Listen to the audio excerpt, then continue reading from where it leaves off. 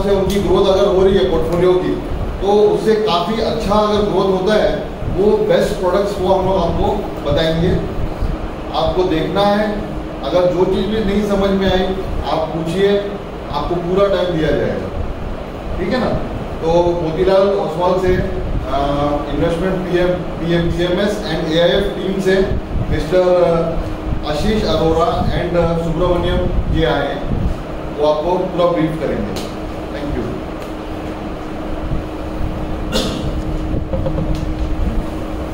So, good morning all. Thank you, Ravi sir, for giving me the opportunity to present in front of you all. I am Ashish Arora from Motilal Oswal, area and Navi Mumbai. So, the agenda of today's seminar is that how we can create wealth in current and upcoming market scenario, right? So, we have different category of products that might suit you or might not suit you because we have different categories, right? So, we have Mr. Subramanian, our Mumbai head. He will present all the PPTs for how we can go better, right?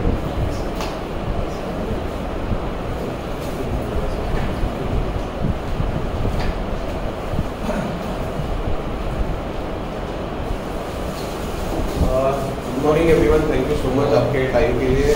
Saturday morning आप आए Ravi sir को और यश को भी thank you so much ये opportunity के लिए। आज का जो एजेंडा है, जो मार्केट्स को सब लोग आप भी ट्रेड कर रहे हैं, इन्वेस्ट कर रहे हैं रवि सर के साथ, उनके साथ अभी भी पता है मार्केट 70,000, 60,000, निफ्टी 22,000, 22,000 सब आ गया। बट अपॉर्चुनिटीज़ कहाँ, हम लोग आजकल बात करते हैं, इंडिया की बात करते हैं, तो 4 ट्रिलियन की इकोनॉमी हो गई है, कोई बोला 10 ट्रिलियन होगा, 15 ट्रिलियन होगा। आज जो भी कहीं पे भी आप किसी से बात करें, एक्शन इंडिया में ही, US चले जाओ या कहीं पर भी चले जाओ, सबको इंडिया आना है।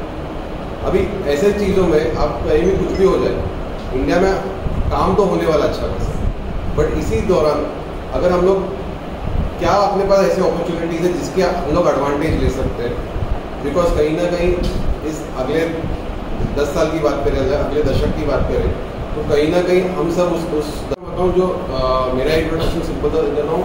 मेरा नाम सुब्रमण्यम, मैं represent Motilal Oswal on the investment product team. मैं मुंबई बिजनेस हेड करता हूँ और बेसिकली अगर मोतीलाल का एक अगर बैकग्राउंड दे तो हम लोग मोतीलाल जी और Ramdev ji, 2 partners chartered accountant, उन्होंने ये कंपनी शुरुआत की थी एज ए ब्रोकर, सब ब्रोकर 1987 में। आज 35 साल हो गए इस बिजनेस को शुरू करते हुए। आज सिर्फ ब्रोकिंग ही नहीं है यहाँ पे, या सिर्फ स्टॉक मार्केट में जो बेसिक कोर है, टेक इक्विटी, हम लोग जो सिर्फ इक्विटी की बात करते हैं, बट यही चीज़ बहुत सारे बिजनेसेस में फैला चुका है। Investment banking, private equity, mutual funds, आप होम फाइनेंस, तो हर एक बैंकिंग छोड़ के मोर और लेस सब कुछ हमारे एक किटी में आ चुका है कि और हम लोग उस बिजनेस को ग्रो कर चुके हैं। अगर ये बात देखूँ तो सिंपल सा अगर ये तो 1987 में सिर्फ एक रिपोर्ट्स वगैरह रामदेव जी करते थे और ब्रोकिंग करते थे, तो आज हम लोग देखा जाएगा तो एसेट मैनेजमेंट में देखें तो one of the largest fund houses है इंडिया में, प्योरली PMS और AIF के प्लेटफॉर्म पे, यहाँ पे 60,000 करोड़ के ऊपर का एसेट मैनेज करते हैं। हाउसिंग फाइनेंस है, जहाँ पे हम लोग अफोर्डेबल हाउसिंग में काफ़ी we have started our business last 5-7-8 साल में। इन्वेस्टमेंट बैंकिंग है, जहाँ पे करीबन 11,000 करोड़ के टर्नओवर ऑफ ट्रांजैक्शन हम लोग कर चुके हैं। रिटेल डिस्ट्रीब्यूशन, जहाँ पे जैसे आज आप लोग सबके पास डीमैट्स अकाउंट होते हैं, मोतीलाल के या रेट पे, तो उसमें पार्टिसिपेट करते हैं। प्राइवेट वेल्थ, हम लोग करीबन 6,000 फैमिलीज, अल्ट्रा HNI फैमिलीज, जहाँ पे उनके जहाँ पे करीबन 90,000 करोड़ मैनेज करते हैं उनके पैन इंडिया ग्लोबली भी। और प्राइवेट इक्विटी एक बहुत ही इंटरेस्टिंग और अलॉन्ग विद रियल एस्टेट बहुत ही इंटरेस्टिंग बिजनेस जो हमने 2007 में शुरुआत की थी। आज वो business as a group level 20% of the company का group network is in private equity, जो पहले 0 हुआ करता था, आज वो 20% है। तो एक्सपेक्ट करते हैं कि ये एक बिजनेस बहुत ही बड़ा होगा, बिकॉज अपॉर्चुनिटी आप सबके लिए और हमारे लिए भी in the private equity and real estate business में बहुत है। इंस्टीट्यूशनल इक्विटीज, जहाँ पे हम लोग अपने research reports to different equity markets, different institutional players India में हो या फॉरेन में हो, हम उनको प्रमोट करते हैं। तो बेसिकली हमारे ये जो भी आपने बिजनेसेस देखे, या कोई भी म्यूचुअल फंड या PMS या कोई भी कैटेगरी ऑफ प्रोडक्ट्स देखे, कहीं ना कहीं सबसे बहुत इंपॉर्टेंट चीज़ होती है जो रिटर्न से कोई चीज़ कमाने का, आप क्या प्रोसेस फॉलो करते हो, बहुत ही इंपॉर्टेंट। बिकॉज ये क्या होता है कि बाजार में हो या कहीं पे भी आपकी फील्ड में, आपके पास जो कंट्रोल में होता है वो आपका इनपुट होता है, वो आपका प्रोसेस होता है। रिजल्ट जो होता है वो उस पर कभी कभी आपका कंट्रोल नहीं होता। प्राइमरली आप क्या कंट्रोल में रख सकते हो, आपका रिजल्ट, आपका प्रोसेस, आप उसको कितने स्ट्रॉन्ग बना सकते हो। बिकॉज अगर आपका एक प्रोसेस, अगर आपका इनपुट करेक्ट रहेगा, आपका इनपुट स्ट्रॉन्ग रहेगा, तो मोर और लेस आपका जो रिटर्न्स रहेगा या जो आपके आउटपुट रहेंगे वो कहीं ना कहीं आपके पास, आपके फेवर में ही आने वाला है।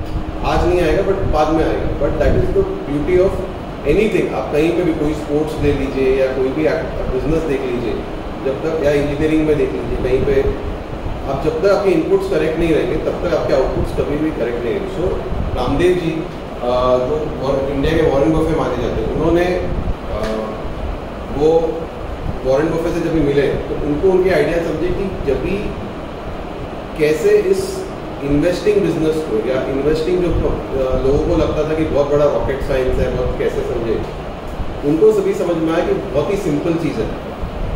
क्योंकि हम लोग डेली की ज़िंदगी में हम लोग वही करते हैं, बट हमें क्या अपने इसमें क्या था, इमोशंस आ जाते हैं।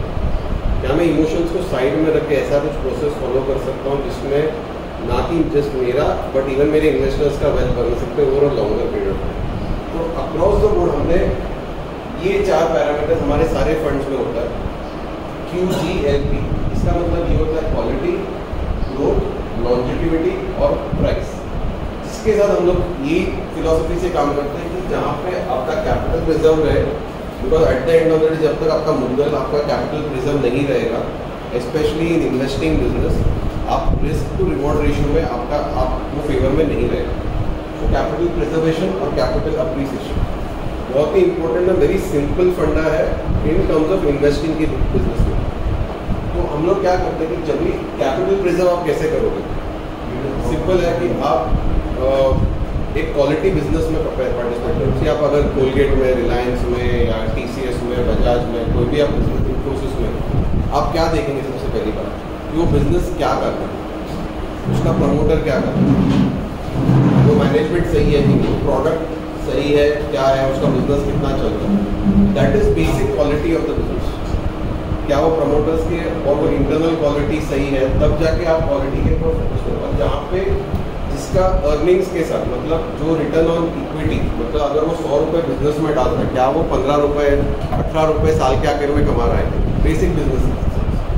अगर वो बिजनेस रिटर्न ऑन इक्विटी और रिटर्न ऑन कैपिटल इन्वेस्टमेंट पूरे पैसे पे क्या वो 15% के आसपास का अर्निंग कर रहा है, तो मतलब वो अच्छा बिजनेस है, रन बाय एफिशिएंट मैनेजमेंट। हम लोग क्योंकि मैनेजमेंट की बहुत फोकस भी करते हैं कि अच्छा सा अच्छा है मैनेजमेंट और खराब से खराब प्रोडक्ट, कॉम्बिनेशन बुरा है। अच्छा प्रोडक्ट, बुरा मैनेजमेंट, अगेन सही नहीं। क्या अच्छा प्रोडक्ट या decent product with very good management या very good promoter, efficient promoter, वो बिजनेस को बहुत बड़ा कर सकता है। ऐसे बहुत सारे एग्जाम्पल, आप इन्फोसिस के एक्सीलेंट प्रोडक्ट सर्विसेज, उन्होंने आइडिया दिए, but run by efficient management.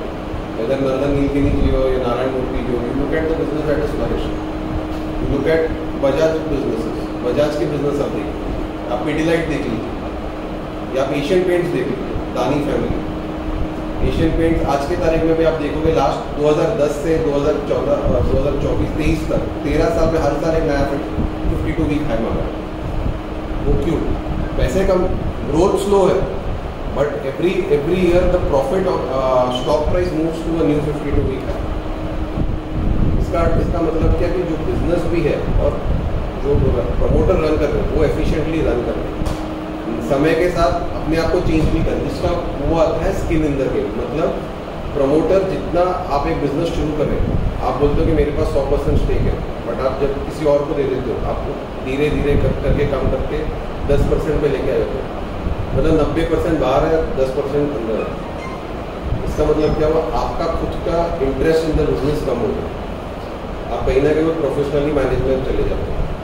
तो यार बिजनेस बड़ा करे नहीं करे उसमें से प्रमोटर को कुछ फर्क नहीं पड़ेगा, बट अगर प्रमोटर के पास 60, 70%, 80% हो तो बिजनेस है, मतलब क्या सबसे ज़्यादा जो एडवांटेज होगा वो प्रमोटर को ही होगा। और उससे मेन चीज़ क्या है, अर्निंग्स हो। अगर कोई भी स्टॉक में अर्निंग्स नहीं हो वो नहीं चलेगा। ये बाजार का नियम है। आप अगर सबसे बड़ा एग्जांपल दूँ, अगर दो भाइयों को पकड़ एग्जांपल लेते हैं, अनिल अंबानी, मुकेश अंबानी। मुकेश अंबानी के जियो, रिलायंस कैपिटल, आर पावर, जो भी आप समझ लीजिए। आज आर पावर और ये बिजनेसेस कहाँ पे और ये बिजनेसेस कहाँ पे। रिलायंस ने 7-8 साल रिटर्न्स नहीं कमाए, अपने स्टॉक में डाला रिटर्न्स नहीं कमाए, बट क्या वो बिजनेस प्रॉफिटेबिलिटी नहीं थी? इतने सालों में वो नहीं बना। तो at the end of the day stock market का भी यही नियम है, अगर कंपनी कमा रही है तो उसको भाव मिलेगा। It will give price to that business, it will give valuation to that business. अगर वो बिजनेस नहीं चल रहा है, वो नहीं चलेगा। फॉर एग्जाम्पल आप सुजलॉन ले लीजिए, इतने सालों तक सुजलॉन नीचे बिका था बिकॉज डेट है, स्पेस सब कुछ है। क्या वो स्टॉक्स आप आपके पोर्टफोलियो में रखते तो आप क्या करते थे? आप ट्रेडिंग के हिसाब से आते थे और आप इन्वेस्टर बन गए उस स्टॉक में, तो आपके पोर्टफोलियो में पड़ा रहे। अगर आप सिंपल सा एक NSE के डेटा में आप जाओगे, नंबर ऑफ शेयर होल्डर्स या इन BSE इन एशियन पेंट्स देख लीजिए और number of share holders in JP associates देखिए। NSE या BSE के डेटा पे साइट पे जाके शेयर होल्डिंग पैटर्न में नंबर ऑफ शेयर होल्डर्स देखिए, आपको एशियन पेंट्स में बहुत कम दिखेगा, लाख भी नहीं रहेगा, 1-2 लाख शेयर होल्डर। आप कोई चीज़ JP एसोसिएट्स, आर पावर देख लीजिए, आपको 10 गुना ज़्यादा शेयर होल्डर बिकॉज सब अटक गए। सो पॉइंट ये है कि मार्केट में जब भी आप इन्वेस्ट करते हो, बेसिक फंडा है, मार्केट भी वही उसी प्रिंसिपल को फॉलो करता है कि जो कमा रहा है उसी को वैल्यूएशन मिले। तो हम भी वही चाहते हैं कि अर्निंग्स ग्रोथ और अप्रिसिएशन कभी होगा जब भी आपके पास अर्निंग्स होगा, प्रमोटर का स्किन इन द गेम होगा, और आखिर में आप कौन से प्राइस पे आते हैं वो भी बहुत इंपॉर्टेंट है। आपको क्या वैल्यूएशन पे मिलता है, क्या भाव पे आप एंटर करते हो, कहाँ पे आप रिस्क मैनेज कर सकते हो, वो बहुत इंपॉर्टेंट है। तो हमारे सारे फिलोसफीज में हम ये चीज़ के इर्द गिर्द ही घूमते हैं कि जहाँ पे क्वालिटी भी हो, अर्निंग्स भी हो, प्रमोटर या मैनेजमेंट का स्किन इन द गेम भी हो, और प्राइस रीजनेबल हो, जहाँ पे प्राइस टू अर्निंग्स वो इतने रिस्क में हो कि जहाँ पे हम लोग ज़्यादा महंगा भी ना ले, ना जबकि बहुत सस्ता भी ना ले, एक कंफर्टेबल लेवल पे एंटर करें और एक कंफर्टेबल लेवल पे एग्जिट करें, वो बहुत ही इंपॉर्टेंट है। सो अभी मैंने आपको थोड़े स्टॉक्स के बारे में बताया था, और आज जो हम लोग बात करने वाले हैं, अगर आपने लास्ट 25-30 साल का अगर आप डेटा कहीं निकालेंगे मार्केट का, मैं आपसे पूछता हूँ, मैं ये चाहता हूँ कि ये थोड़ा इंटरैक्टिव रहे, कुछ ऐसा ये नहीं, इसी से ये इतने अगर 10 में से 9 कंपनियाँ जिसमें सबसे ज़्यादा रिटर्न्स बनाई हैं in terms of price movement भी और वेल्थ क्रिएशन भी और अर्निंग्स में भी, आपके कौन से ऐसी कंपनियाँ रहेंगी?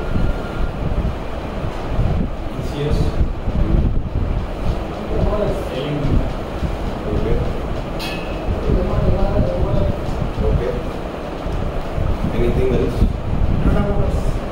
Tata Motors lasts for 25 years. Okay, we'll take that. और कोई?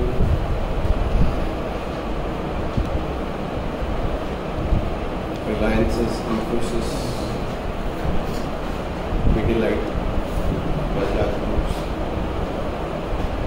अब इन सब में एक चीज़ कॉमन है, और आपने वो आपके किसी मेरे सवाल में आपका भी आपका ही उसमें जवाब भी उसमें नहीं, ये आपने 2-3 नाम लिए, TCS, मैंने इन्फोसिस लिया, रिलायंस बोला, पिडिलाइट बोला, इस सब में एक चीज़ कॉमन है, आपने कुछ नोटिस किया?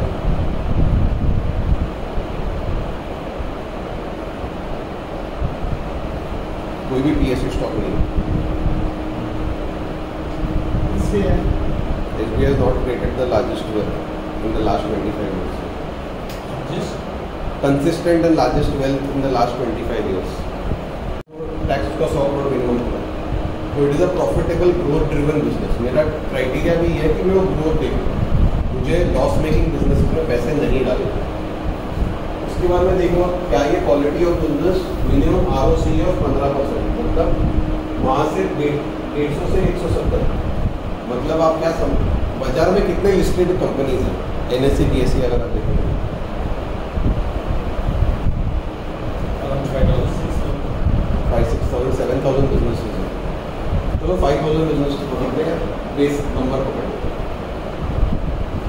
इस क्राइटेरिया पे आपके सिर्फ 150 से 170 बिजनेसेस आ रहे हैं, तो आपके ओवरऑल अगर आप 7,000 में या 5,000 में ये कितना परसेंटेज बच रहा है? Not even 5%, which is having an ROC of 15%। ROC अगर वेरी सिंपल भाषा में बोलूँ, रिटर्न ऑन कैपिटल एम्प्लॉयड, मतलब क्या है? आप खुद का पैसा जो कैपिटल आप खुद लगाते हो, और कभी कभी कोई बिजनेसेस में बोरो करना पड़ता है, डेट होता है, आप दोनों मिला के आप साल के आखिर में 15% कमा सकते हो। आप 15% के ऊपर अर्निंग्स दे रहे हो, दैट इज ओनली 150 बिजनेसेस। अगर मैं इस यूनिवर्स को और छोटा कर देता, तो अगर मैं इसमें 20% डाल दूँ ना सर, तो this will come to 55-60 companies. Less than 1% of the overall market आपको 20% का ROC ही देगा। तो ये एक स्ट्रॉन्ग फिल्टर है ऑफ क्वालिटी ऑफ बिजनेस, क्योंकि आप अगर वो क्वालिटी नहीं मेंटेन करोगे, आपके पोर्टफोलियो में आपका रिटर्न्स नहीं बनेगा। क्योंकि हमें क्या चाहिए कि आपको कंसिस्टेंट रिटर्न्स बनाए। उसके बाद हम लोग ये जो मैंने आपको QGLP वाला फिलोसफी बोला, क्योंकि हर एक फंड हमारा थीम हर एक QGLP के हिसाब से चलेगा। कॉर्पोरेट गवर्नेंस बहुत इंपॉर्टेंट है, मैनेजमेंट क्वालिटी बहुत इंपॉर्टेंट है, विजन, सक्सेशन प्लानिंग। अभी वेरी इंपॉर्टेंट पार्ट, ये सक्सेशन प्लानिंग का यहाँ पे इस फंड मतलब इस इक्विटी में सक्सेशन प्लानिंग कहाँ से आ गई? आप कोई बता सकते हैं? मतलब वाई सक्सेशन प्लानिंग यहाँ पे ये मेंशन किया हुआ? विजन तो ठीक है, एग्जीक्यूशन तो मैं समझ गया, आप भी समझिए कि प्रमोटर को एग्जीक्यूट करना अपने प्रोजेक्ट्स या कोई भी कैपिटल एलोकेशन, हाँ वो भी इम्पोर्टेंट है, बट सक्सेशन प्लानिंग भी इतना इम्पोर्टेंट है। आने वाली मैनेजमेंट फ्यूचर में क्या स्टेप्स? इट इज़ लाइक, अगर मैं आपको सिंपल सा वेरी वेरी करेक्टली से बाजार में अगर हम लोग एक मोस्ट सक्सेसफुल कंपनी, सबसे लार्जेस्ट कंपनी अगर देख लेते हैं, तो रिलायंस की बात करते हैं। धीरूभाई ने शुरू किया था, Dhirubhai Ambani, pass on to the second generation Anil and Mukesh. अभी वो मुकेश अपने बेटा बेटी सबको लेके आ रहे हैं, तो क्या हो रहा है, वो succession they are also coming in the business, वो अपने आइडियाज भी लेके आ रहे हैं और कोर बिजनेस भी चल रहा है, राइट। सेम वे भी आप बिरलास देख लीजिए, अब दूसरे बिरलास के इसमें उसमें भी आप देख लेंगे, यश बिरला है समथिंग एल्स, दिस है something else. As it reached to the heights that they would have, it is not yet reached, but still it is growing. But that is not the part. Then इसमें Bombay dying के हुए थे, one of the largest mills। आप लोग बहुत कोई मेरे से बहुत ज़्यादा सीनियर है, आपने वो टाइम देखा होगा कि वो टाइम का ज़माना में, और जो बॉम्बे डाइंग जैसे इसमें उसमें केसेस हुए हैं, ऐसे बहुत सारे बिजनेसेस हुए जहाँ पे second generation third generation businesses में मॉडर्नाइजेशन। अपने ही फील्ड की बात करें, बेस्ट आइडिया एंजल, सबको पता है एंजल ग्रुप में अक्कर सर, अक्कर भाई, अगर आप उनके बेटे को देखेंगे वो जिम खोल रहा है, और यहाँ पे father is running the capital business, market business. उसको ये बिजनेस में कोई इंटरेस्ट नहीं, वो कहीं ना कहीं धीरे धीरे बिकेगा, या प्रोफेशनल मैनेजमेंट जो रहेगी बिकॉज लिस्टेड है, कहीं ना कहीं वो कैरी फॉरवर्ड करेगा, और सेकेंड और थर्ड जनरेशन को उस बिजनेस में इंटरेस्ट नहीं है। हमने 2018 में एक लाइव एग्जांपल है, हमने एक अपने पोर्टफोलियो में, PMS के पोर्टफोलियो में एक केमिकल फार्मा कंपनी थी, हैदराबाद बेस्ड कंपनी, उनके प्रमोटर से मिले थे। सब कुछ अच्छा, 15% बिजनेस, 15-18% ग्रो हो रहा है, मिड कैप साइज बिजनेसेस थी, अच्छी चल रही थी। हमने वो बिजनेस नहीं लिया बिकॉज जब भी फंड मैनेजर मिल के आए उनसे, तो उन्होंने पूछा था कि सेकेंड जनरेशन को कि वैसे जैसे बड़ा कैबिन है उनका, ये तो पीछे अवार्ड्स थे, तो मैंने पूछा ये किसके अवार्ड्स हैं, तो वो मैराथन बात था। उनको अच्छी बात है, कोई फिटनेस की बात कर रहा है, मतलब अच्छा है। तो उन्होंने पूछा आपको विजन क्या है in the next 5 years of business को, कैसे आपके फादर के बाद आप क्या सोच रहे हैं?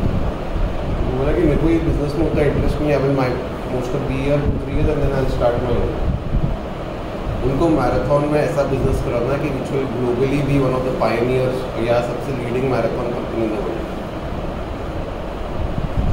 This company, this mid-cap company at in 2018 was around 8,000 crores का मार्केट कैप, आज करीबन 12,000 करोड़ का मार्केट कैप। हमने उस स्टॉक में इन्वेस्ट नहीं किया, जबकि उसका प्राइस वॉज गुड, उसकी अर्निंग्स अच्छी थी, उसकी management was brilliant, even capability of the son was extremely good, perfect. मतलब आप एक चीज़ में पॉइंट नहीं कर सकते कि ये बिजनेस खराब है। आप वेंडर से बात कर लो, क्लाइंट से बात कर लो, किसी से भी बात कर लो, पेमेंट टाइम पे एम्प्लॉय से बात करो, everyone is happy, brilliant business to have. But ये एक पॉइंट पे भी रामदेव जी ने बोला we will not take this company. So ऐसे भी बिजनेसेस होते हैं जहाँ पे सेकेंड और थर्ड जनरेशन के इंटरेस्ट ना हो, वो भी बहुत इंपॉर्टेंट होता है। और वो मैं आपको बाद में इस फंड के अलग एक थीम में भी बताऊँगा कि वो क्यों इम्पोर्टेंट है। सो उसके बाद हम लोग आते हैं कि जहाँ पे ओवरऑल 20 से 30 कंपनियों के अर्निंग्स में हम लोग 3% ओवर द बेस्ट, मतलब अगर निफ्टी 500 का अर्निंग्स 15% है या 18% है, तो मेरे पोर्टफोलियो का अर्निंग्स विल बी 21%। इसका मतलब ये है कि मेरा portfolio will over a period of time give larger returns as compared to Nifty benchmark. मैं उस थियरी से 20 से 25 स्टॉक का पोर्टफोलियो बनाता हूँ। इस स्टॉक पर अभी हम लोग क्या करते हैं कि ये हो गया लिस्टेड इक्विटी। अभी आपको लेके आता हूँ कि मार्केट में कोई भी फंड ऐसा नहीं है जिसके पास लिस्टेड अनलिस्टेड दोनों का कॉम्बिनेशन वाला फंड है।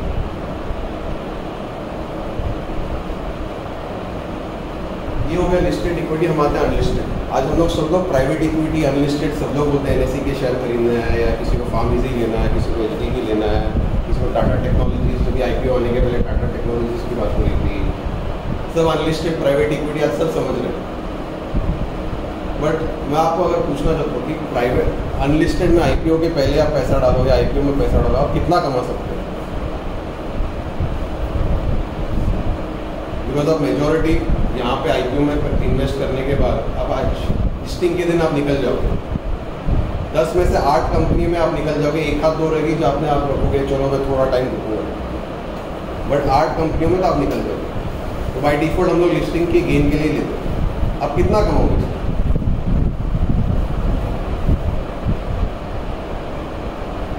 फॉर एग्जाम्पल टाटा टेक में आपने पैसा डाले IPO में, आपने कितना कमाया होगा अगर आपको लगा रहे 2 गुना 60%, उसके ऊपर नहीं। अब जोमेटो फॉर एग्जाम्पल लिस्टिंग के ऊपर कितना हुआ था, आज देखिए ऊपर जाके नीचे आके वापस ऊपर हो गया, ये प्रॉफिटेबल है, 130 करोड़ का प्रॉफिट आया 2000 सबसे ज़्यादा पैसा जो कमाता है वो है प्राइवेट इक्विटी इन्वेस्टर, जो वो उस बिजनेस में 4-5 साल रुकता है, वो बिजनेस को पकने देता है। स्टेजेस ऑफ इन्वेस्टिंग की अगर मैं बात करूँ, एज एन इन्वेस्टर या एज अ कंपनी अगर आप फंड करते हो, आप कौन से स्टेज पे आते हो? एक आप आते हो डे 0 पे। आप लोग सब लोग शार्क टाइम देख रहे हो ना कि सब लोग डे 0 का मतलब क्या होता है कि जिस दिन कंपनी के पास कोई आइडिया हो, आप उस आइडिया पे वैल्यूएशन पे बोल देते हो। वो आइडिया चलेगी नहीं चलेगी कोई गारंटी नहीं है। मैं बोल दूँगा मैं पानी में से पेट्रोल निकालूंगा और वो आप उसमें माइलेज आपका 20 किलोमीटर आ जाएगा, वो एक आइडिया है। उस पर आप मेरे को बोलोगे $1 बिलियन वैल्यूएशन पे आप मेरे को 50 करोड़ 200 करोड़ से दोगे, आप दे दोगे। ऐसे भी बहुत सारे वैल्यूएशन बनते हैं, बट क्या वो आइडिया सक्सेसफुल होगा नहीं होगा कोई गारंटी नहीं। देन आप धीरे धीरे करके जैसे कंपनी थोड़ी चलती है तभी आप आते हो, जैसे शार्क टाइम में आप देखते हो प्री मनी वैल्यूएशन होता है, कोई सीरीज ए जो डे 0 पे आती है, जो स्टार्टिंग में थोड़ी बार उसको बोलते हैं सीरीज A फंडिंग, उसके बाद धीरे धीरे आप जाते हो सीरीज B, सीरीज C, अब बाद में आते हो थोड़ा जब ग्रोथ, उसके बाद आता है ग्रोथ फेज। ग्रोथ फेज का मतलब क्या है कि कंपनी 0 से हीरो हो गई, प्रॉफिटेबल है, कोई प्रॉफिटेबल नहीं होता, ठीक है, बट आप ग्रोथ फेज में काम करें, कंपनी की एक लाइफ साइकिल चालू हो चुकी है, वो 5 साल 10 साल 15 साल बन चुका है, वो जीरो से हीरो बन चुका है। आप वहाँ पे आते हो जहाँ पे उसको हीरो से सुपरस्टार बनना, उसको नेक्स्ट 4-5 साल में उसको IPO लेके आना है, या उसको अपने बिजनेस आज अगर 100 करोड़ कर रहा है प्रॉफिट, उसको करना 200 करोड़, उसको करना 500 करोड़। आप उस फेज में। तीसरा होता है प्री IPO, जहाँ पे IPO की जस्ट पहले आप डाल देते हो यार, बाद में देखेंगे क्या होता है। अगर आप उसमें आते हो तो कभी कभी आपको 6 महीने लॉक-इन में भी बैठना पड़ेगा, आप निकाल नहीं सकते, दैट्स द लॉक-इन सिस्टम। बड़ा मैक्सिमम कितना कमाओगे, 2 गुना 3 गुना, मैक्सिमम डबल कमा के IPO में निकल के शर्म है। बट जो ग्रोथ फेज में आएगा वो एक वैल्यूएशन पे आएगा, और वो जब भी एग्जिट करेगा अगर वैल्यूएशन अच्छा रहा IPO में, फॉर एग्जाम्पल टाटा टेक के इन्वेस्टर्स, या हम अभी मैं एक एग्जाम्पल दूंगा, हैप्पी फॉरजिंग्स। आपने कितने जन हैप्पी फॉरजिंग्स के IPO में अप्लाई किया? इसलिए नहीं किया। हमने ये कंपनी हैप्पी फॉरजिंग्स 2017 में हमारे तीसरे थर्ड प्राइवेट इक्विटी फंड में डाला, और आपको इसके शेयर्स कहीं नहीं मिलेंगे एक्सेप्ट मोतीलाल ओसवाल एंड मोतीलाल ओसवाल का प्राइवेट इक्विटी फंड। और हमने अभी वो एग्जिट भी नहीं किया, हमने 10% ऑफ द बिजनेस लिया हुआ है, हमने सिर्फ 2% बिजनेस बेचा हुआ है। We are still holding 8%। The company made 50-60% on the listing day. And overall अगर मेरे इन्वेस्टर्स और फंड की बात करूँ, we are close to 5 times of our initial investment. तो मैंने करीबन उस कंपनी में through the fund we had put 200 crores. We are currently on 1,000 crores. And we expect that to be a minimum 6 to 7 times before we even exit. So मतलब आप 1500-1600 करोड़ के आसपास ही निकलेंगे, 7 से 8 करोड़ पैसा कमाते जाएंगे, और इन्वेस्टर भी नहीं कमाते।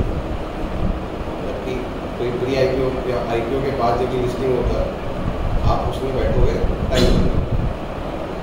So the beauty of private equity investment, और जब भी स्पेशली ग्रोथ फेज में, और आप क्या बेसिस पे इन्वेस्ट करोगे, वो यहाँ पे मैं एडवांटेज रखता हूँ इन मोतीलाल ओसवाल।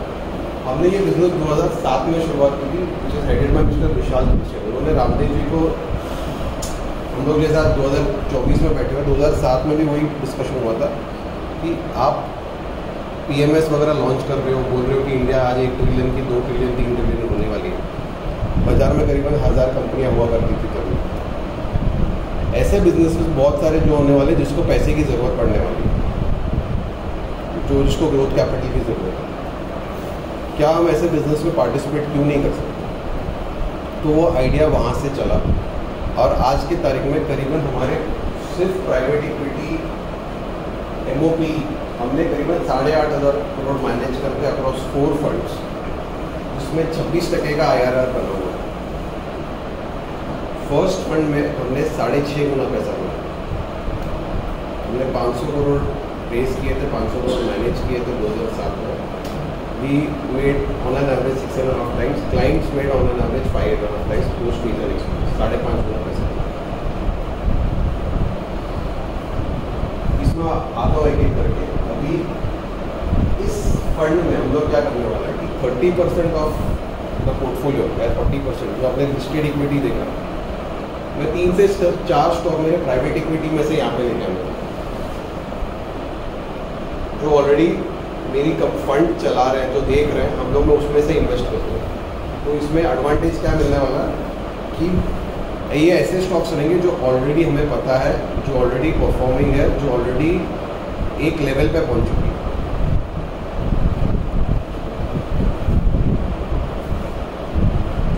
तो ये हमने सबसे पहला फंड 2022 में एक एक करके आपको उसका आइडिया बता दूँ। 550 करोड़ फंड रेज किया था हमने, फुल एग्जिट करके क्लाइंट्स को करीबन this is the client return of close to 4.5-5 times. 9,500 crore second fund में, 2,500 crore third fund, 4,000 crore. First fund हमने पूरा एग्जिट कर दिया है और मैं उस पर एक बिजनेस से बात करता हूँ। AU finance, Dixon technologies, Minda industries, GR infra, Parag milk, Vector foods, these are some of the businesses जो फर्स्ट फंड में हमने खरीदे थे। AU फाइनेंस आज मोतीलाल ओसवाल से बड़ी कंपनी है इन टर्म्स ऑफ मार्केट में। Motilal Oswal is 16,000 crore, AU finance is 50,000 crore. Ramdev ji बोलते हैं कि अगर हमने पूरा पैसा अगर आप सिर्फ AU फाइनेंस पर डाला रहता था, हमें और भी बिजनेस करने की जरूरत नहीं। हम लोग ऐसे जेम्स और आइडियाज देखते हैं कि जहाँ पे कैसे देखते हैं मैं आता हूँ।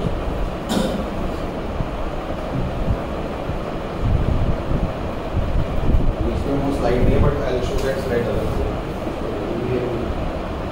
तो प्राइवेट इक्विटी में सबसे पहले हम लोग क्या करते हैं, 6 पॉइंट देखते हैं। कोई भी प्राइवेट इक्विटी जैसा आप इक्विटी में देखते हैं हम लोग कि बिजनेस में मैंने आपको बताया कौन सा क्या है। सबसे पहले हम लोग देखते हैं कि क्या मैं उस बिजनेस में फर्स्ट प्राइवेट इक्विटी इन्वेस्टर बन सकता हूँ कि नहीं। मेरे को कोई और पहले नहीं चाहिए उस बिजनेस में। इसका एडवांटेज क्या, मेरे को फर्स्ट मूवर एडवांटेज मिल सकता है। अभी फॉर एग्जांपल रवि जी का एचडी का बिजनेस एग्जाम्पल, आप बोलोगे कि यार रवि जी आप मेरे को आपके बिजनेस में 10% का स्टेक चाहिए, 15% का स्टेक चाहिए।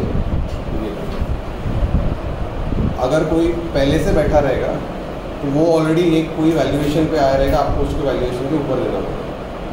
अगर शार्क टैंक देखते हैं ना, अगर आप देखते हैं कि कोई आपको पूछते हैं कि आपने इससे पहले किसी से पैसे लिए हुए क्या, उस पर कितना वैल्यूएशन हुआ, बोलेंगे उस पर मैंने 10 करोड़ पे लिया तो मेरे को 15 करोड़ का आपको देना पड़ेगा, मतलब क्या आपको एक्स्ट्रा देना पड़ेगा। तो जो पहले आया उसके 5 करोड़ की तो ऑलरेडी प्रॉफिट हो गई।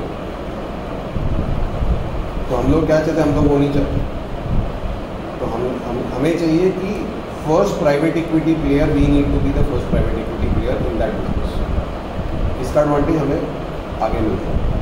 फॉर एग्जाम्पल मैं आपको एक 2 साल पे 3 साल हो गए, कोविड सब लोग ने देखा हुआ है।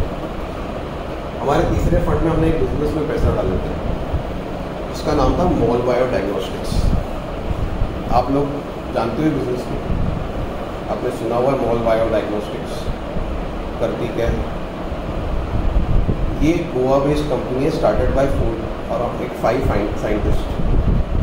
उनकी आइडिया ये थी कि हम लोग, आप मैं सब लोग शहर में रहते हैं, हमें कोई भी बीमारी होगी तो हमें डॉक्टर के पास जाके इमीडिएटली टेस्टिंग कर सकते हैं, या कोई क्लिनिक में जाके कोई पैथोलॉजी लैब जाके अपनी भी टेस्टिंग इमीडिएटली कर सकते हैं, हमारा ट्रीटमेंट इमीडिएटली शुरू हो सकता है।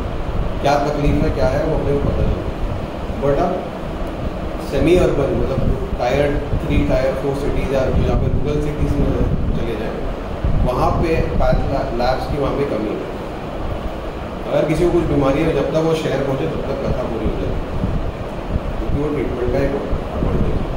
उन्होंने ये बिजनेस शुरू किया था कि उनके पास ऐसे पैटेंट्स थे कि जहाँ पे रूम टेम्परेचर पे और with a small storage facility, cold storage facility, आपकी टेस्टिंग किट्स बन सकती है।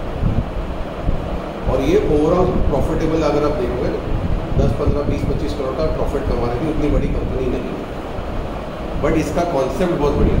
तो रामदेव जी को लगा यार ये पोर्टफोलियो में होना ज़रूरी, बट रिस्क हम लोग कम लेंगे। तो हमारे 2300 थर्ड फंड में 2300 करोड़ का फंड था, उसमें से हम लोग ने 2.5% हम लोग 2.5% या 5% हम लोग लेते, ज़्यादा नहीं पैसा डाला, करीबन 80 करोड़ के ऊपर ज़्यादा सोचा नहीं, उतना डाल देंगे। हमने लिया उस कंपनी में, हमने 5% का स्टेक भी ले लिया। ये था नवंबर 2019, दिसंबर 2019 गया, जैन 2020, सबको पता है क्या हुआ, कोविड स्टार्ट हुआ। कोविड के स्टार्टिंग में अगर किसी को कोविड का टेस्ट करना पड़ता था, वो टेस्ट होता था और वो रिपोर्ट्स के लिए उसके जाता था नेशनल वायरोलॉजी सेंटर पुणे में, वहाँ से रिपोर्ट अपने को 4 दिन बाद आता था। इनके पास एक ट्रूनाइट करके एक पेटेंट है, जिससे आपकी testing kits testing could be done immediately and आपको रिपोर्ट्स भी विद इन 1 डे मैक्सिमम या विद इन आवर्स आपको मिल जाएगा। तो आपके एंटीजन और RT-PCR की टेस्टिंग का contract was given to Molbio diagnostics. And अपने कंट्री में जितने भी टेस्टिंग हुए उसका 60% of the test were through the kits of Molbio. दूसरे ब्रांड्स को दिए गए दूसरे but the majority specially antigen and RTPCR testing और डन में मॉलबायो। जैसा ये कॉन्ट्रैक्ट दिया गया हमने अपना स्टेक 5% से 8% एट 1,000 करोड़ वैल्यूएशन। कंपनी की वैल्यू हमने 1,000 करोड़ करी। ये था 2020 की कहानी। 2022 में टेमेसेक which is a Singapore private equity firm, paper में भी ये आया हो economic times, they approached Mallbio to invest into the business at 8,000 crores. We were already at 8 times. They came in at 7,500. और उन्होंने इन्वेस्ट किया। We are at 7.5 times. आज की तारीख में 8 गुना पैसा बना रहे हैं। तो ये होता है फर्स्ट मोवर एडवांटेज। तो मुझे सबसे पहला फर्स्ट प्राइवेट इक्विटी प्लेयर बना। इसमें सेकंड पॉइंट और बहुत ही इंपॉर्टेंट पॉइंट ये है कि जहाँ पे मैंने प्रॉफिटेबिलिटी की बात की, तो मेरे को कोई भी लॉस मेकिंग फॉर्म में पैसे नहीं डालूंगा, मैं स्टार्टअप में पैसे नहीं डालूंगा। आपके पास जितना भी ब्रिलियंट आइडिया हो, अगर आपकी कंपनी प्रॉफिटेबल नहीं है, मैं उसमें पैसे हूँ तो एक प्राइमरी कंडीशन होगा। First private equity player, secondly profitability. Profitability में भी आपका ब्रांड या आप जो सर्विस प्रोवाइड करते हो उसका लोकल, रीजनल, नेशनल प्रेजेंस होना बहुत ज़रूरी है, या उस मार्केट में आप एक मार्केट लीडर होना बहुत ज़रूरी है। बहुत ही इम्पोर्टेंट पॉइंट है।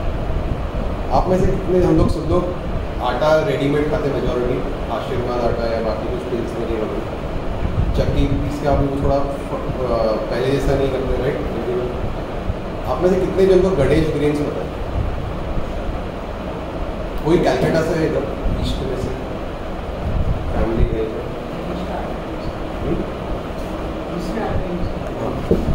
तो अगर आप कभी कैलकाटा या कहीं पे वेस्ट बंगाल साइड आप कभी जाएंगे, आपको हैरानी होगी, यहाँ पे तो हम लोग सब लोग आशीर्वाद आटा आईटीसी की ब्रांड लेते हैं। ये छोटा सा ब्रांड वेस्ट बंगाल में और ईस्टर्न मार्केट्स में is a bigger brand than your ITC.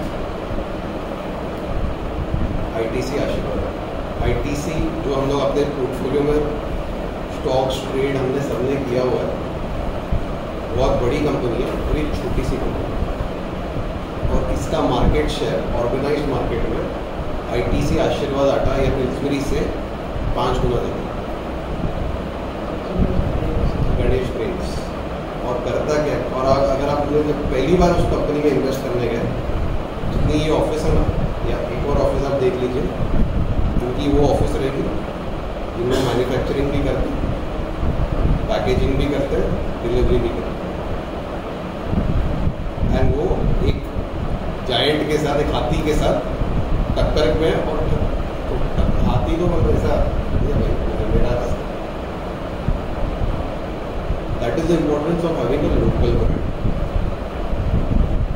तीसरी मोस्ट इम्पोर्टेंट पार्ट, मैंने आपको स्किन इन द गेम हमने बताया था, लॉन्जिटिविटी बात की थी। हम चाहते हैं कि फर्स्ट या सेकंड जनरेशन एंटरप्रेन्योर या उसकी सेकंड जनरेशन उस बिजनेस में आज भी, तो बहुत ही इम्पोर्टेंट है। सिर्फ एक बिजनेस को छोड़ के बाकी मेजॉरिटी में सेकंड जनरेशन है। एक बिजनेस जैसे जिसमें चौथी पीढ़ी काम करें, साइकिल अगर आपको कहीं पे भी साइकिल के शेयर्स मिलेंगे, कहीं पे नहीं मिलेंगे, बट वो आज एक बहुत बड़ा ब्रांड है।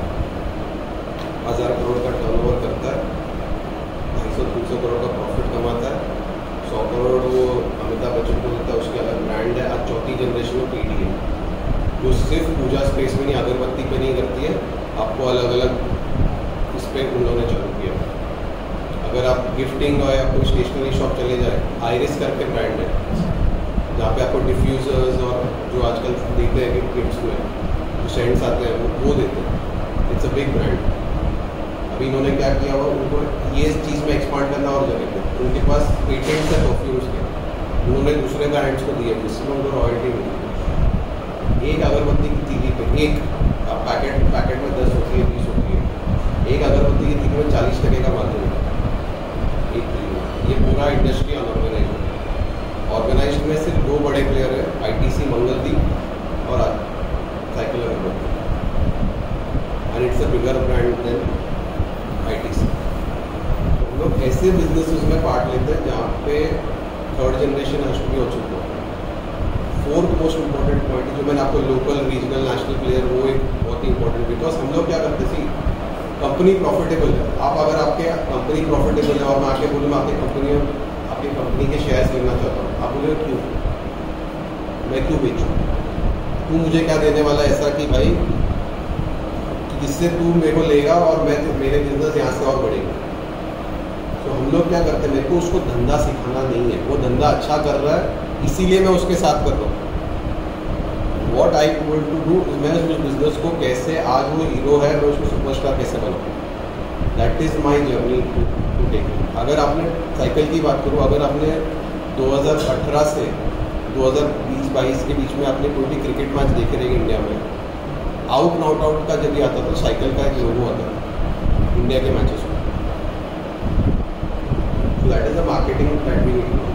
उसको कैसे और बड़ा कर सकते हैं, उसके लिए रोड शोज, उसकी टेक्नोलॉजी और कैसे इंप्रूव कर सकते हैं, उसका प्रेजेंस और कहाँ पे बढ़ा सकते हैं। लास्ट ईयर, उसके पहले साल IPL में आपने देखा रहेगा राजस्थान रॉयल्स के टी-शर्ट पे एक ब्रांड आया था कॉल्ड हैप्पीलो।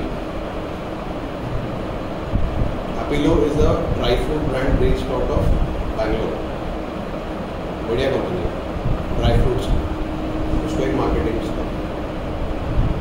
सिम्पोलो करके एक टाइल्स, सबको पता है सिम्पोलो ब्रांड, सैनिटरी, मॉर्बी की कंपनी है, लग्जरी जैगवार जैसे भी नाई लोग, मिड साइज कंपनी है, प्रॉफिटेबल है। ऋतिक रोशन है ब्रांड एम्बेसडर। आज आजकल आप ब्रांड्स में मार्केट मैचेस में देखोगे आपको सिम्पोलो के ये दिखेंगे, बैनर दिखेंगे। They are expanding rapidly. आज हम लोग बात करें इंफ्रास्ट्रक्चर, रियल एस्टेट की बूम हो रही है। Simpolo is targeting many of these company, because जैसे जैसे घर बनेंगे, बड़े बड़े घर बनेंगे या नॉर्मल घर बनेंगे, वहाँ पे आपको टाइल्स की ज़रूरत पड़ेगी, आपको सैनिटरी वेयर की ज़रूरत पड़ती है। आपको इसमें लिस्टेड में कौन है, सेरा है और बाकी एक ब्रांड है, वो कौन सा है, नाम में मिलता है, वो एक ही ब्रांड है जो लिस्टेड है, अभी और कोई नहीं है। तो ऐसे ब्रांड अगर आप सिम्पोलो की बात करें तो कोई भी नहीं। हमने डिक्सन, अभी हमने एक कंपनी यहाँ पे दिखाई आपको BVDN करके मॉल। अगर डिक्सन की बात करें, हम लोगों ने डिक्सन में पैसे डाले हैं, हम लोगों ने डिक्सन में करीबन 6 गुना पैसा, 10 गुना पैसा डाला in our first fund. But अब ये कंपनी जो है, it is a bigger company, we listed नहीं, it will be 20 times bigger than what Dixon is today and even at the time of listing. Dixon से manufacturing करता है, ये design भी करता है। ये अब डिक्सन को ऑर्डर देता है to do a lot of things उसके लिए। आपके laptops, data, 4G 5G cloud, ये सब BVDN करता है। जुलाई लास्ट ईयर उसको $1 बिलियन का कॉन्ट्रैक्ट मिला था फ्रॉम HP, और उसका कैपेसिटी इतना नहीं है, तो वो भी मैन्युफैक्चरिंग फैसिलिटीज़ में भी और बढ़ा रहा है और वो अभी डिक्सन को आउटसोर्स कर रहा है। तो आइडिया ये है कि मैं ऐसे, और ये स्टॉक आपके ये पोर्टफोलियो में है, इसके अलावा NSE है, तो 3-4 कंपनियों में से 2 कंपनी ऑलरेडी अनलिस्टेड में हमने ले चुके हैं। तो आपके पास 60 लिस्टेड ब्रांड्स, जो लिस्टेड कंपनी फाउंडर्स वाले रहेंगे, 3 से 4 ऐसे अनलिस्टेड रहेंगे। और ये आज के तारीख में जो हमने 2018 में ये कंपनी में लिया हुआ था, 2023 में विदिन तो 19 में लिया, 4 साल में इसका वैल्यूएशन 250 करोड़ का, 1000 करोड़ का कंपनी हो या फार होती, 4 गुना पैसे को बढ़े। सो आपको ऐसे अनलिस्टेड ब्रांड्स मिलने वाले हैं, which is along with listed equity, जो आपका portfolio over a longer time आप बड़ा कर सकते हैं।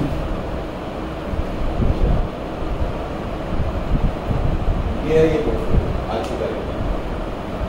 ऑब्वियसली इसमें ये दिखेगा नहीं NSE, बिकॉज NSE आने के लिए टाइम लगता है।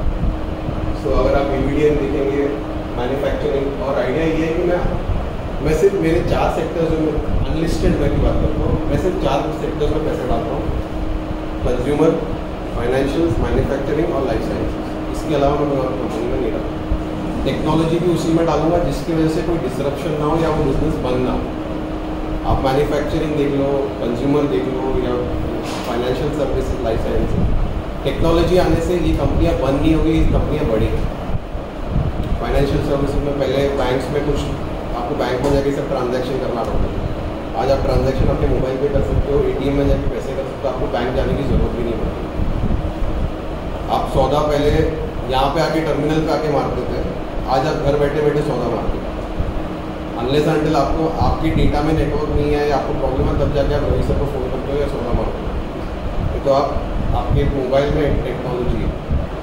बजाज फाइनेंस फॉर एग्जांपल, पहले लोन वो टाइम लगता था देने के लिए, कंज्यूमर कोई भी टीवी खरीदे या वॉशिंग मशीन खरीदे, आज वो लोन आपको 1 मिनट में देता है, आपके पैन से इमीडिएटली लोन कर देता है। तो इससे क्या टेक्नोलॉजी इम्प्रूव होने से क्या वो बिजनेस बंद हुई है? नहीं हुई, बट उसको फ़ायदा हुआ। तो हमें ये 4 सेक्टर में एडवांटेज अनलिस्टेड में ये है कि बिजनेस चलती है। और ये हमारा पोर्टफोलियो इवन जो हम लोग ओवरऑल नेक्स्ट इक्विटी में भी देखेंगे मार्केट में कि we are very bullish on consumer, reality, आज के तारीख में health care, lending business, obviously financial services आ गया, ये इसमें ये है। और अनलिस्टेड में अभी अपने पास DVDL है।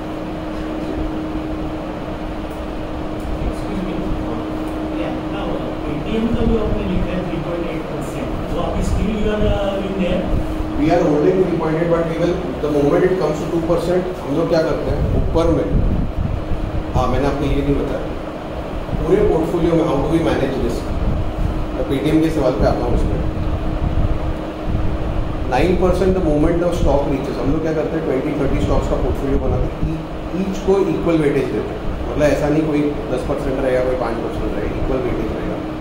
तो मोमेंट स्टॉक 8.5-9% के आसपास जाएगा, वो स्टॉक बेचना चालू करेंगे, पार्शियल बुक करेंगे। आपने अभी पढ़ा रहेगा जोमेटो में मोतीलाल ओसवाल ने 650 करोड़ भी बुक अक्रॉस डिफरेंट फंड्स।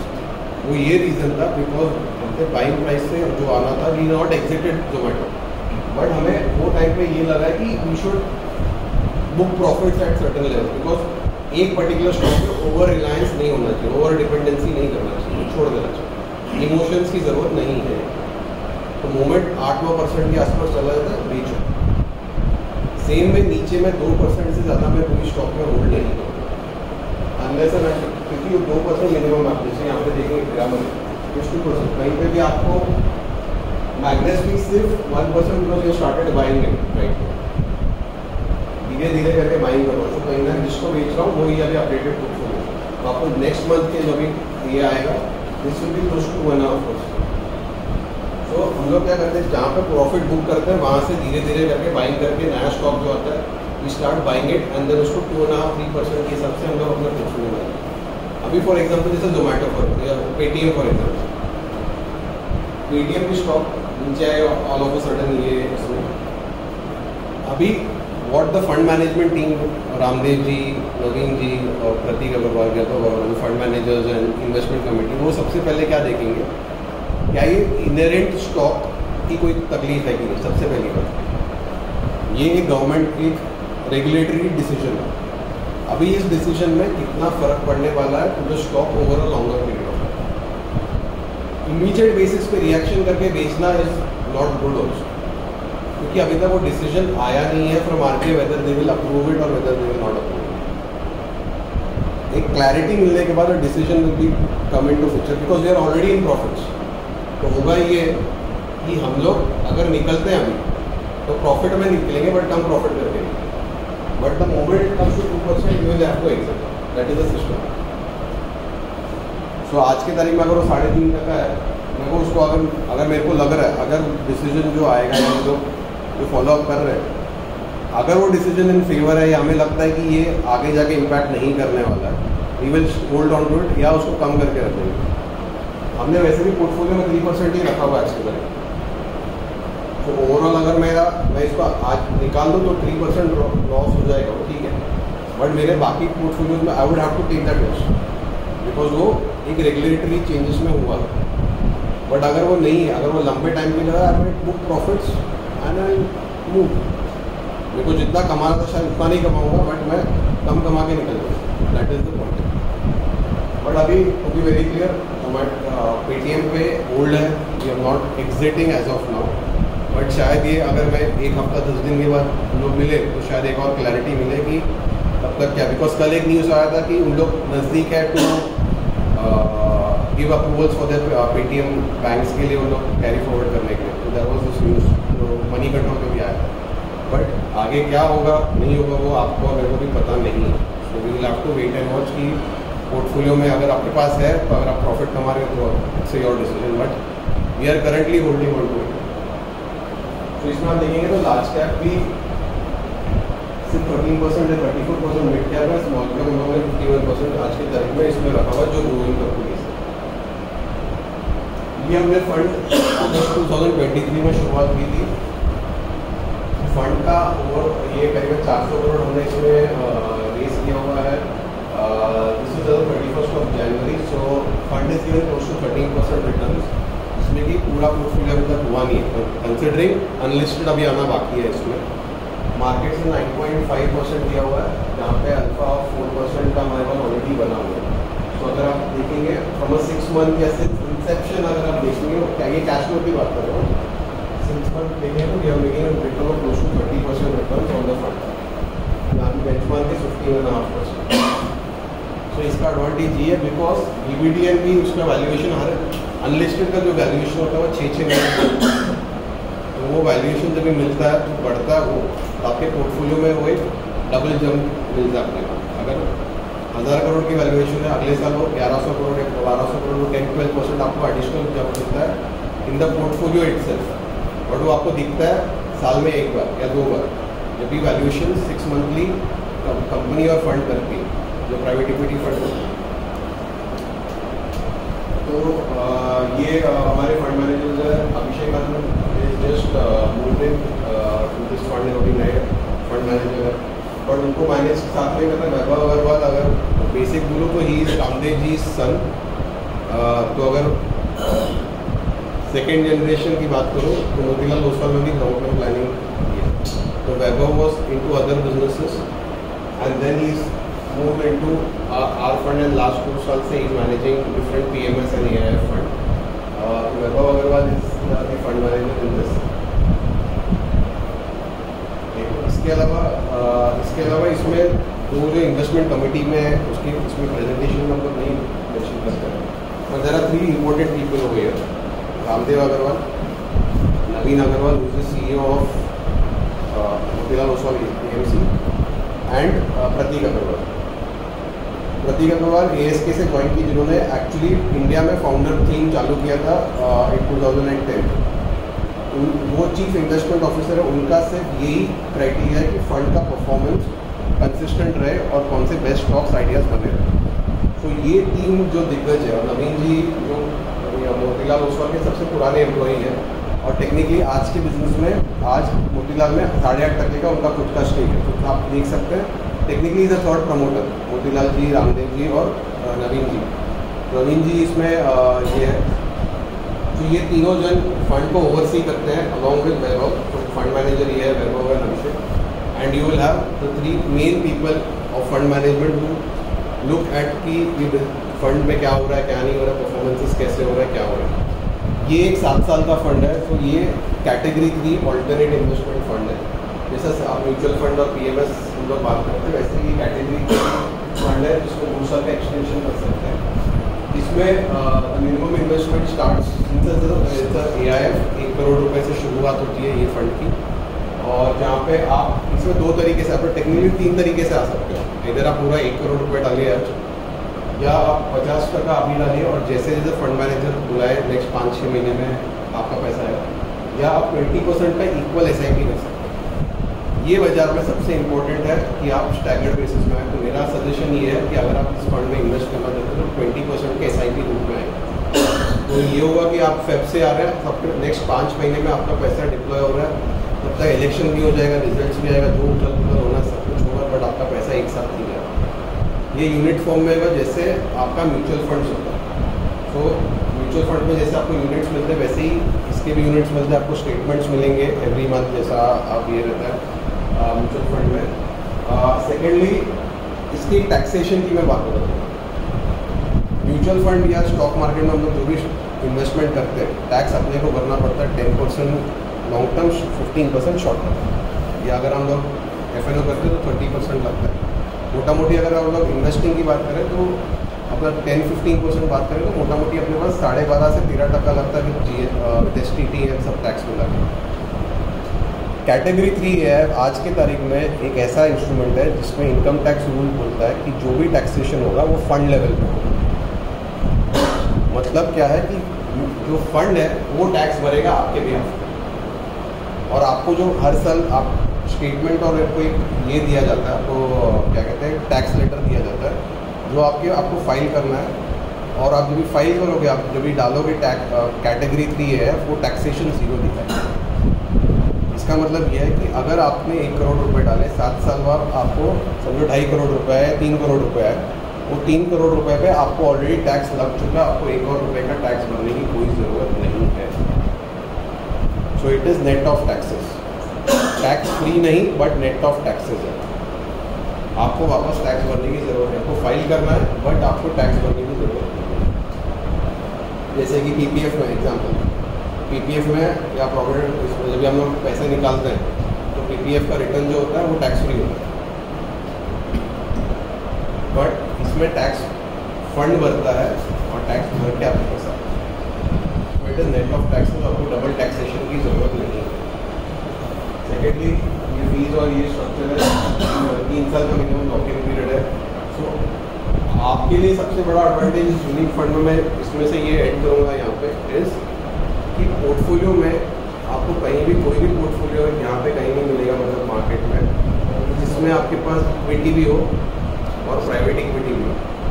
और प्राइवेट इक्विटी ऐसे स्टॉक्स का होगा जहाँ पे जो आपको बाजार में कहीं नहीं मिलेगा।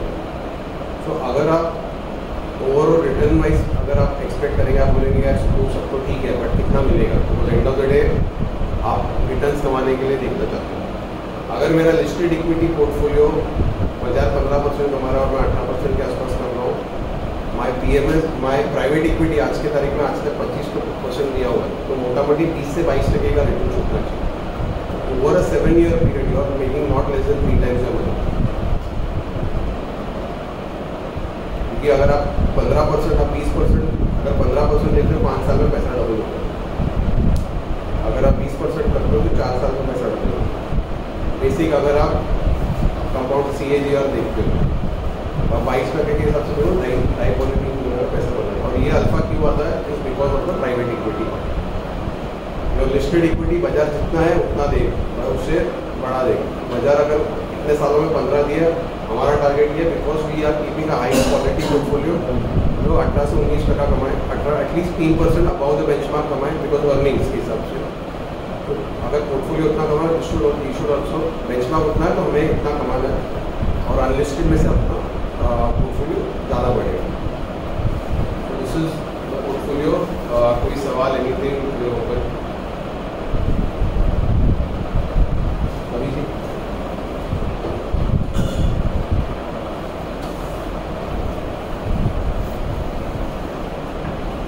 सबको समझ में आया पहले हाँ वो बताइए।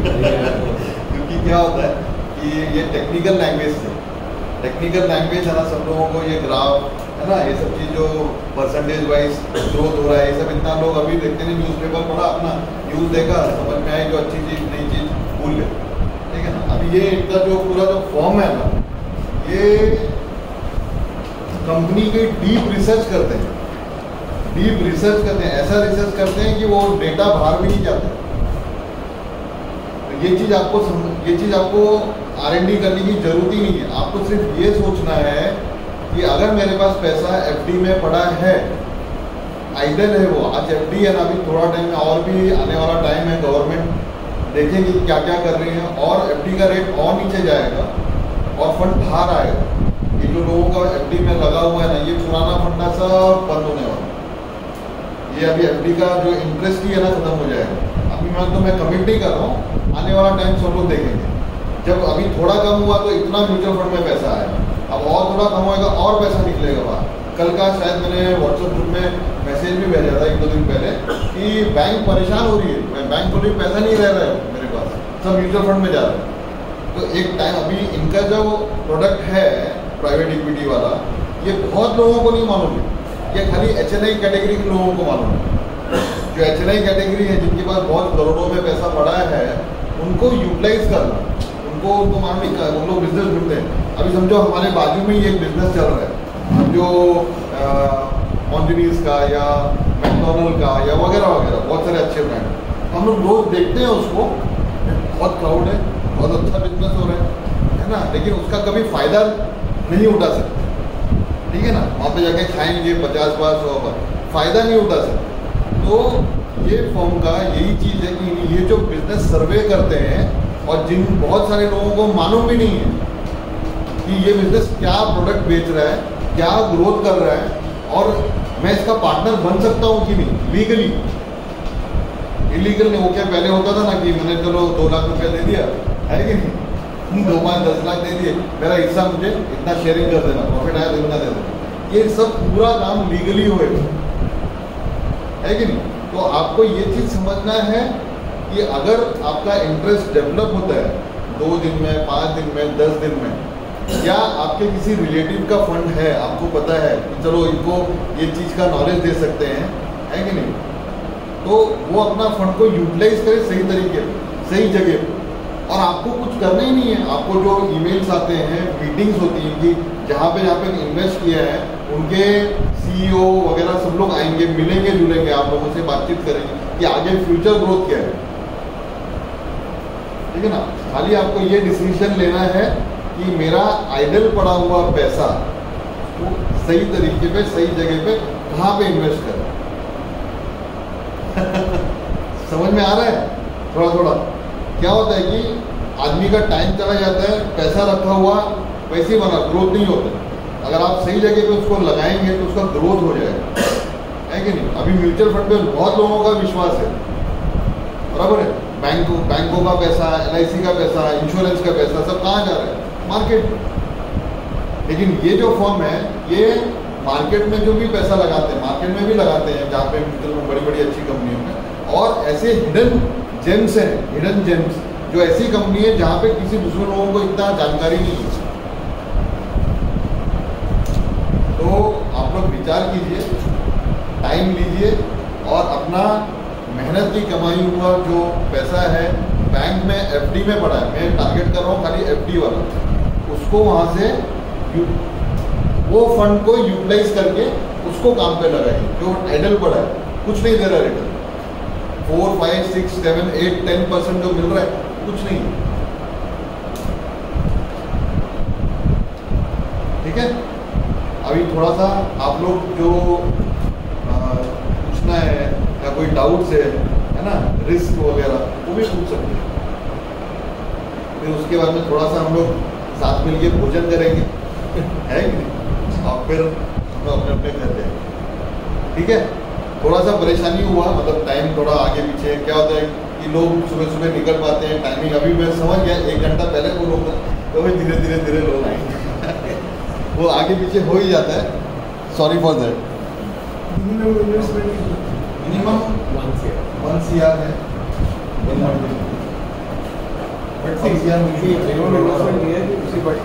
जैसे आपको अगर करना है, जैसे देयर आर डिफरेंट ऑप्शंस, वो इंडिविजुअली भी बैठ के वो सी एक कैटेगरी 3 सेबी के वजह से ये होता है।